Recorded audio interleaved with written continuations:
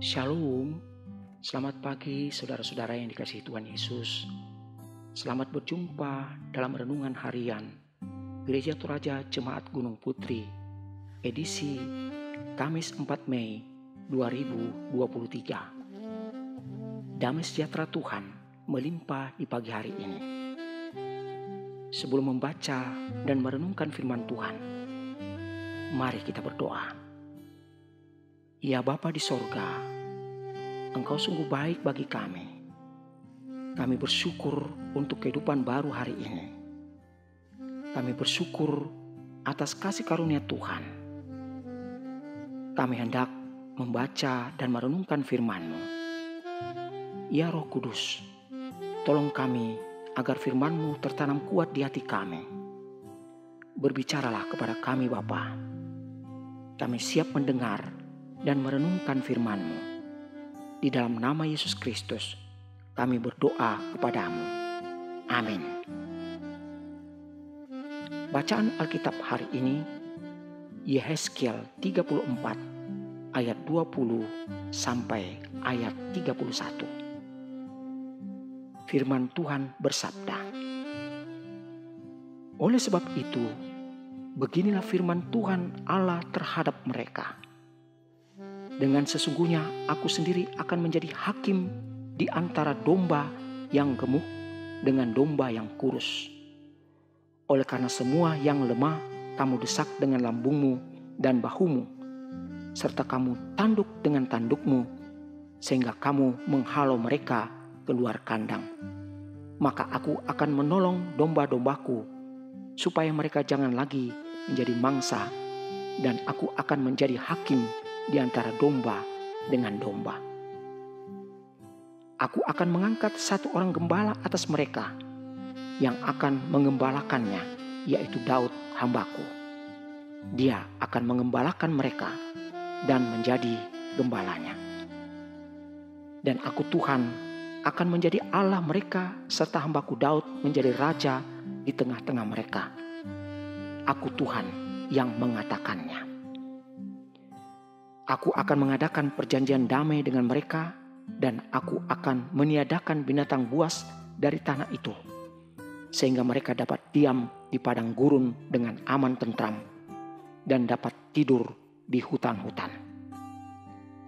Aku akan menjadikan mereka dan semua yang di sekitar gunungku menjadi berkat. Aku akan menurunkan hujan pada waktunya. Itu adalah hujan yang membawa berkat. Pohon-pohon di ladang akan memberi buahnya, dan tanah itu akan memberi hasilnya. Mereka akan hidup aman tentram di tanahnya. Mereka akan mengetahui bahwa akulah Tuhan pada saat aku mematahkan kayu kuk mereka dan melepaskan mereka dari tangan orang yang memperbudak mereka.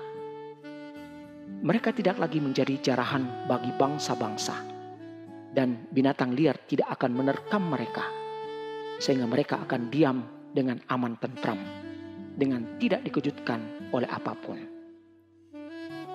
Aku akan mendirikan bagi mereka suatu taman kebahagiaan, sehingga di tanah itu tidak seorang pun akan mati kelaparan, dan mereka tidak lagi menanggung noda yang ditimbulkan bangsa-bangsa. Dan mereka akan mengetahui bahwa aku Tuhan Allah mereka, menyertai mereka, dan mereka kaum Israel adalah umatku. Demikianlah firman Tuhan Allah. Kamu adalah domba-dombaku, domba gembalaanku, dan aku adalah Allahmu. Demikianlah firman Tuhan Allah. Yang berbahagia adalah orang yang mendengarkan dan yang memelihara firman-Nya. Amin. Tema renungan pagi ini, tanggung jawab gembala. Pasanan tengkona tomak kambi. Saudara-saudara, pernahkah kita menyaksikan pemimpin rakyat yang seharusnya mengedepankan kepentingan rakyat, tetapi mengambil uang rakyat? Atau pernahkah kita mendengar berita tentang para pemimpin yang harus berhadapan dengan kasus hukum karena menyalahgunakan jabatannya dan akhirnya harus mendekam dalam penjara. Atau sesama kita yang menjadi buruh atau asisten rumah tangga yang diperlakukan tidak adil, bahkan mengalami penganiayaan. Belum lagi mereka yang menjadi korban penyelewengan hukum karena mereka hanyalah rakyat biasa dan tidak berdaya.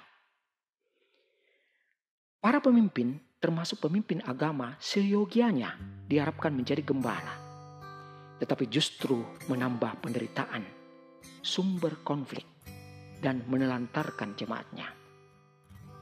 Tuhan dengan keras menegur pemimpin Israel yang sudah mengabaikan tanggung jawab sebagai gembala. Para pemimpin Israel justru memanfaatkan kawanan domba untuk menggemukkan diri sendiri, mencerai-beraikan mereka, dan membiarkan mereka dalam ancaman bahaya. Hal inilah yang membuat Tuhan murka, dan karena itu Ia akan datang menjadi hakim di tengah umat, di antara yang gemuk dan kurus. Seperti dalam ayat 20, oleh sebab itu, beginilah firman Tuhan Allah terhadap mereka.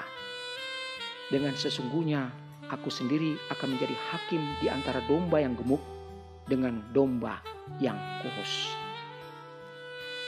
Saudara-saudara, Tuhan akan datang mencari umatnya dan membawa mereka kembali ke negeri mereka. Dan Dia sendiri yang akan menjadi gembalanya.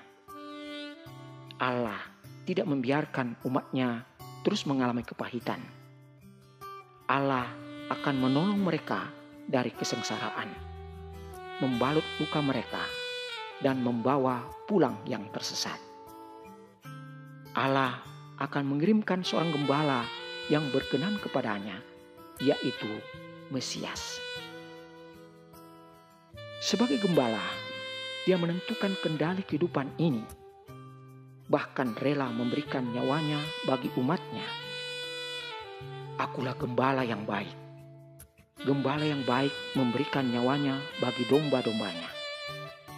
Yohanes 10 ayat 11. Firman Tuhan ini berlaku tidak hanya bagi para pemimpin agama, tetapi bagi kita orang percaya.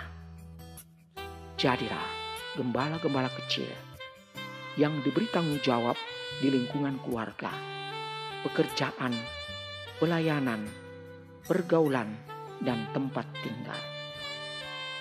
Marilah kita meneladani Yesus Kristus dalam kehidupan sehari-hari. Karena Dia adalah gembala yang adil, benar, baik dan setia di dalam setiap pergumulan yang kita alami. Amin. Mari berdoa. Ya Tuhan, atas perkenan-Mu, kami dilayakkan untuk mendengarkan firman-Mu. Terima kasih Tuhan. Buatlah kami untuk selalu bersyukur dalam kehidupan ini. Bersyukur atas berkat firman-Mu. Bersyukur untuk kesehatan. Bersyukur untuk segala kebutuhan hidup.